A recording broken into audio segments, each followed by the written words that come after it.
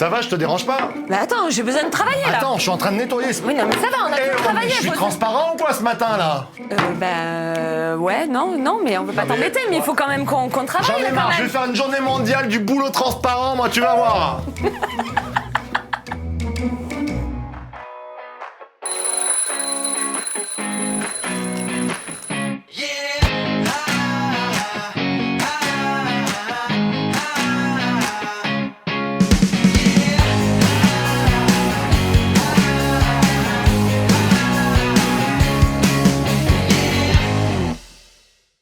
Jesus Coffee, bon matin.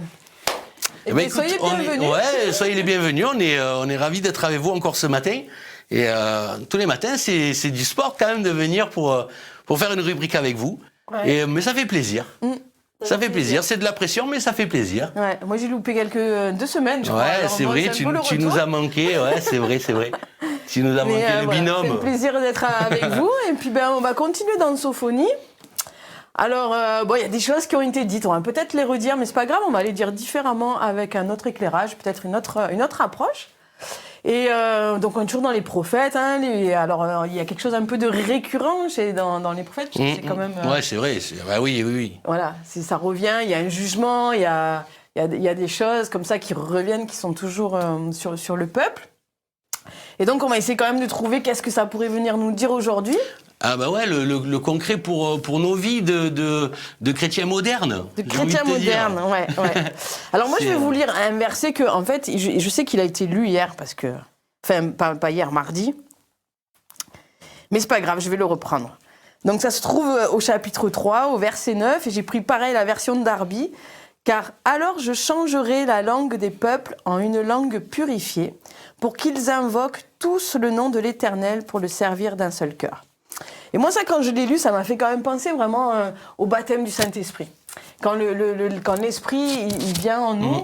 Parce que je crois qu'au final, on ne peut pas changer, on ne peut pas être transformé, on ne peut pas vraiment vivre ce que Dieu a pour nous tant que le Saint-Esprit ne vient pas faire son action de transformation en nous, quoi.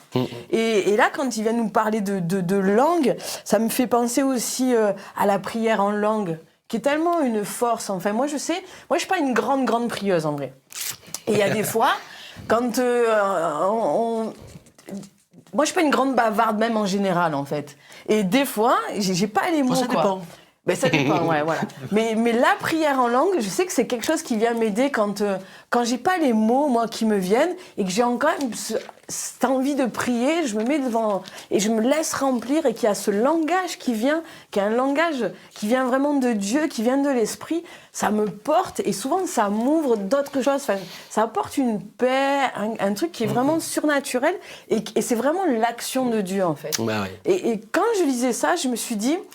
En vrai, on ne peut pas être transformé tant que Dieu ne vient pas faire cette transformation en nous. Ouais, parce que c'est compliqué, on a cette nature charnelle qui veut toujours nous attirer vers des choses qui nous plaisent, qui sont un peu égocentriques, qui nous mettent, nous, en premier, l'être humain. Et c'est là qu'on est appelé à faire des compromis, des trucs comme ça.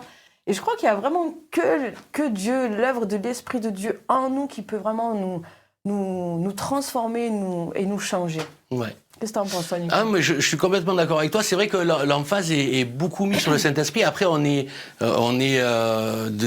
évangélique. Alors, c'est pour nous, c'est un thème peut-être pour vous. Vous dites, ils disent peut-être toujours la même chose, mais le Saint-Esprit est tellement important. On voit dans les versets d'avant où il énumère les chefs, les juges, les prophètes, les sacrificateurs qui font des choses qui ne sont plus à faire. Et pourtant, on parle là de personnes qui sont normalement des hommes de Dieu. Alors maintenant, on pourrait dire des hommes, des femmes de Dieu, parce qu'on est tous des hommes, des femmes de Dieu.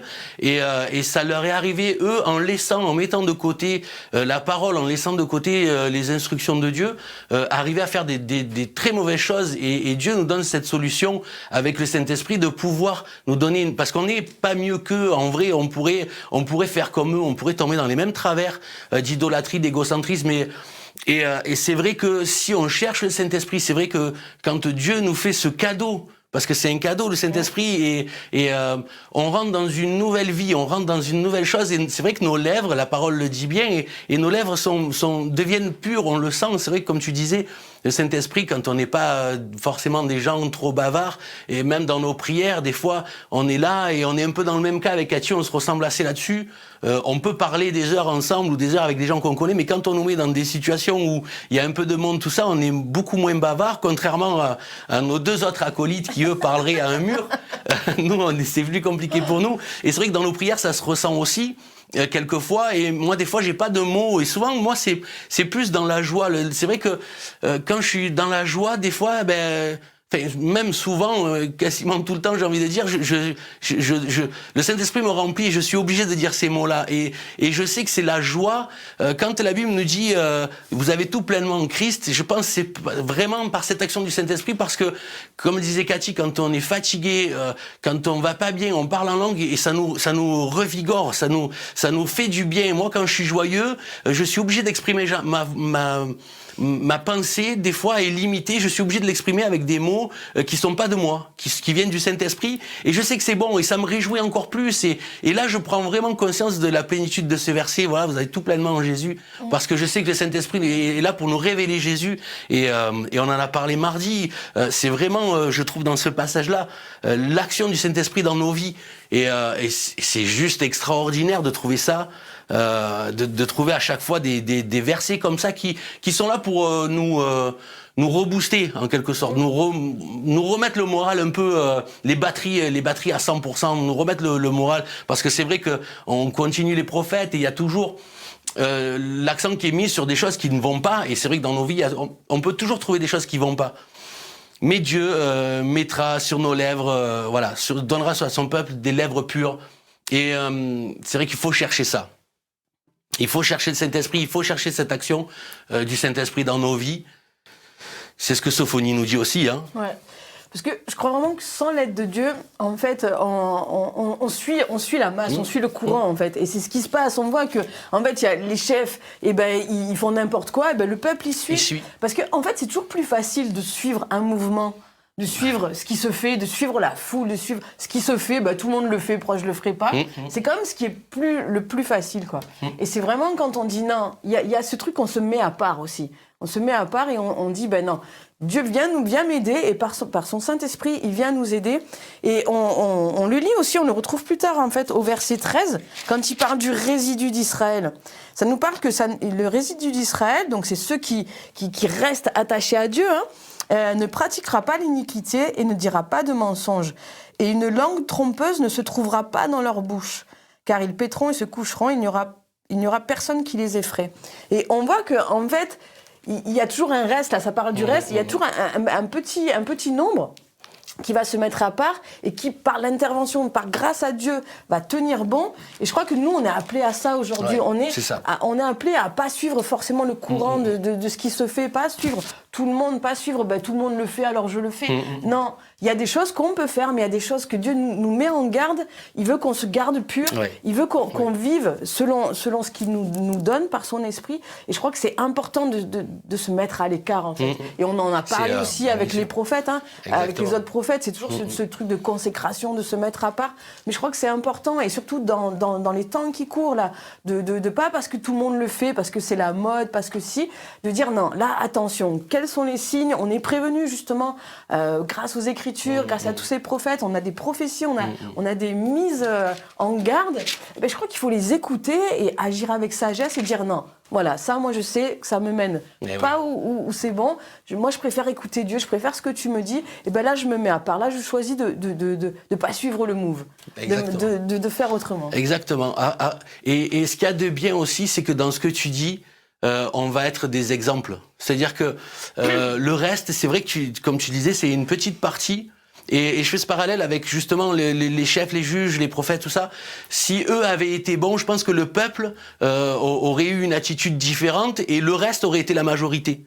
C'est-à-dire que si le reste commence à vraiment vivre ce vie de l'esprit, tu disais, à être renouvelé, tout ça, je pense qu'on est tous amenés à être des chefs, des juges, des prophètes et des sacrificateurs, mais en ayant des lèvres pures. Et ce reste-là, je pense que va devenir une majorité. Tu vois, je sais pas, il me vient ça comme ça. Je pense qu'on est tous le chef de quelque chose, un chef de famille, on est tous appelés à prophétiser, on est tous...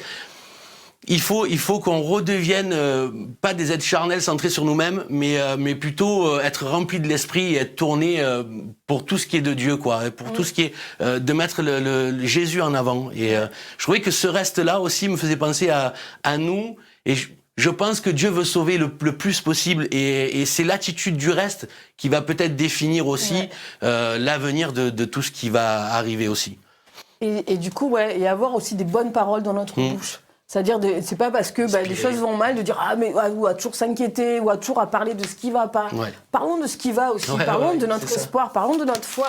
On a une espérance, et parlons-en, quoi. Et puis, soyons des personnes qui apportent la bénédiction, qui apportent l'encouragement, qui apportent l'espoir. Ouais. Je pense que c'est vraiment ça aussi notre mission, nous, aujourd'hui. Hein. Je vous rassemblerai, c'est-à-dire que quand on veut rassembler, il faut quand même, comme tu dis, parler de ce qui nous rassemble plutôt que de ce qui nous divise. Souvent, ce qui nous divise, c'est des détails que dont l'ennemi se sert pour nous séparer, alors que Jésus nous regroupe, et le Saint-Esprit, on est unis par ce lien de l'Esprit. Donc, parlons plutôt des bonnes choses plutôt que des mauvaises. Amen. Ça, c'est une réalité. Voilà. Amen. Moi, je pense qu'on a bien dit, hein. Écoute, on développe. On a fait le tour, hein. On a développé des idées. Après, dites-nous. Hein. J'espère que ça vous retrouve, que ça vient vous parler ce matin. On va prendre un petit temps de prière. Excusez-moi, j'ai la voix qui s'en va. Et on veut te remercier, Seigneur, parce que de toi nous viennent les bonnes choses, et tu as tout préparé, tu as tout prévu, en fait, pour que à la fin on gagne avec toi. Alors merci pour ton Saint-Esprit qui est vraiment un cadeau merveilleux, un trésor fabuleux. Alors viens vraiment nous remplir, viens remplir chacun des auditeurs qui est là, qui écoute, qui puisse vraiment recevoir cette révélation de la présence de ton Esprit en eux, pour qu'ils puissent vraiment découvrir cette puissance qui réside en eux. Moi, je te remercie pour ton esprit. Je te remercie pour le don de la prière en langue qui vient aussi nous aider. Je te remercie vraiment pour toutes ces bénédictions que tu as en réserve pour nous, que nous puissions les réaliser, les recevoir et vivre avec chaque jour, marcher avec chaque jour. Dans le nom de Jésus, on te remercie. Amen. Amen. Écoute, on va passer à la rubrique. Et oui. Tu connais? Tu sais quoi? Alors oui, je la connais. Bien sûr, c'est le bouquet mystère. Le bouquet mystère. Exactement, c'est je le retiens, le bouquet mystère. Le bouquet mystère aujourd'hui. Voilà, je crois que c'est Alex ou Alex et Marc. Ce sera les deux. Voilà. Écoutez, en tout cas, on vous souhaite une bonne fin de semaine et à très vite. À bientôt. Au revoir. Hey Alex, ce matin, on va présenter le bouquet mystère. Le bouquet mystère. Voilà. Alors, on a des auditeurs. Si vous voulez venir un jour participer avec nous, vous mettre dans le public, vous pouvez vous mettre. Ce matin, on a des gens là qui sont là. Il y en a d'ailleurs qui rigolent un petit peu. Soyez sages, hein, les jeunes là. Alors, on a décidé avec Marc de peut-être présenter de temps en temps, une fois par mois, voilà, une version des Bibles. On a des tas, on a forcément une seule Bible. Il y a la parole de Dieu qui est la parole qui est inspirée, mais il y a des versions différentes avec des traductions différentes, etc. Il y a des mots qui sont différents parce que le traducteur est allé piocher dans les archives. C'est ça. et voilà. Donc moi j'ai choisi, c'est celle que je viens d'avoir, de recevoir. La NBS. Nouvelle Bible Second. Version étude, celle-là. Qui est sortie dans les années 2000. Alors, version étude, on va parler aussi des versions études. C'est quoi la différence? Déjà, quand vous avez des traductions et des versions avec des études dedans. Par exemple, à l'époque, on avait la Thomson. Thomson, c'est pas une traduction. Il y avait souvent, c'était la traduction Colombe ou Second. Mais il y avait les commentaires. Ce sont des commentaires bibliques. Et ce que je conseillais à Alexandra, la NBS d'études est juste géniale parce que les commentaires sont pas à la fin, mais ils sont à côté et elle est très archéologique. C'est-à-dire qu'on va avoir où ça se passe, comment ça se passait. Vous avez des schémas. Alors j'essaie de chercher un petit peu. Il y a des dessins, il y a des cartes. Voilà, il y a des coloriages pour Nicolas. Voilà, vous avez plein de choses qui sont très très intéressantes. Moi, je la trouve géniale. Elle est géniale. En plus, les notes de bas de page, elles sont très explicites. On sait tout de suite où est-ce qu'on peut aller se référer ailleurs. Les études sont très. Voilà, il y a vraiment une analyse historique, une analyse littéraire qui est très très constante. Elles sont super. Pour la en tout cas, pour ceux qui veulent aller un peu plus loin, elle est bien. Elle est vraiment, vraiment bien. J'allais dire, dans les bibles d'études, on verra ensemble, il y a des bibles d'études du quotidien qui seraient par exemple l'Esprit et Vie, qui n'est pas du tout pareil. L'Esprit et Vie serait une bible d'études pentecôtiste, on dirait. Mais là, c'est vraiment pour étudier la parole sur tout ce qui est un peu archéologie, toutes ces choses-là, c'est très bien. Après, la traduction, Nouvelle Bible Seconde, est très intéressante. Elle en a choqué quelques-uns malgré tout, donc elle n'est pas toujours aimée. Donc on est parti de la seconde et on a révisé la seconde par rapport aux textes anciens.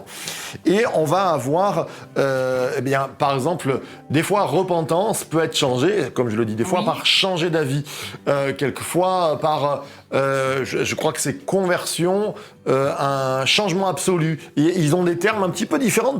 Alors, des fois, c'est un peu embêtant, mais c'est très bon d'avoir une autre traduction. Exactement. Parce que ça nous sort du contexte. Mais tout à fait, parce qu'on a l'habitude de lire notre Bible. Je ne sais pas si vous êtes d'accord avec moi, mais on a l'habitude de lire notre Bible, on prend notre Bible et puis on la lit. Et puis ça fait 10 ans, 20 ans, 30 ans, on lit la même Bible. C'est bien, mais on est habitué. Et quelque part, l'esprit, il est habitué à lire les mêmes choses. Et je pense que sortir un peu de temps en temps de son contexte, on va dire, habituel, de référence, sa zone de confort, ça fait du bien parce qu'on lit le texte avec un autre regard et du coup, le Saint-Esprit, je pense qu'il peut encore plus parler à nos cœurs. Exactement. Sans faire trop long ce matin, regardez le verset qu'on connaît bien de Jean-Baptiste, par exemple, qui dit « Produisez donc un fruit digne de repentance ». Souvent, la NBS dit « Produisez donc un fruit digne du changement radical ». Amen. Et de suite, ça vient nous piquer. C'est quoi ce mot changement radical quand t'es pas habitué? Eh ben, la repentance, c'est un changement radical et ça, c'est super. Alors, on vous conseille d'avoir plusieurs bibles. La NBS est très sympathique. La NBS d'études pour ceux qui veulent bien bosser sur l'archéologie et toutes ces choses-là.